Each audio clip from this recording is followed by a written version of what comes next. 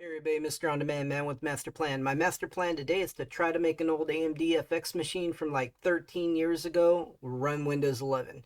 You think it'll run? Let's find out. So I was thinking of a master plan of building up a computer with a bunch of these extra parts I got for somebody who is in badly need of a machine. There's a little SSD going in it. It's an MSI gaming motherboard that's in it. It's an 8350 FX AMD processor, and yeah, it's all this is all used stuff, 13-year-old equipment, and we're going to make it run Windows 11, everybody. This was a good motherboard back in the day, and ran really good, so hopefully it'll continue to run good again. Now, if you want a full tutorial how to get Windows 11 installed on this older hardware, I do have a complete video on how to do that and how to do an upgrade from Windows 10 to 11 as well. So if you want to see those videos, they'll be up in the links will be up in the top of the video here and in the description of this video. And it looks like I had a little mishap here. Couple of standoffs that were on the bottom of this thing. Those things were a pain in the butt to get off. They did not want to come off very easily. I finally did get them off. Took a little bit of trial and error. What I should have done is gotten I have a driver that would have fit right on there, and I didn't think about that. I was just grabbing my pliers, and hey, we all make mistakes, so it's all good. Just thought it'd be kind of fun for you guys to see. When you get something like this happens, just be patient and take your time, and you'll get unscrewed. Don't worry. So get that thing, that motherboard will pop right in there now, and don't lose your back plates to your motherboard. If you have motherboards with back plates, most of them are integrated in on the newer motherboards these days, but this is an older machine, so you don't want to lose those. There's my assortment of screws. Go in there and find the right screws. Make sure I got screws that fit properly this time, that won't get stuck in the standoffs, so that this thing gets put together properly and doesn't end up in the same situation that it was in a few moments ago.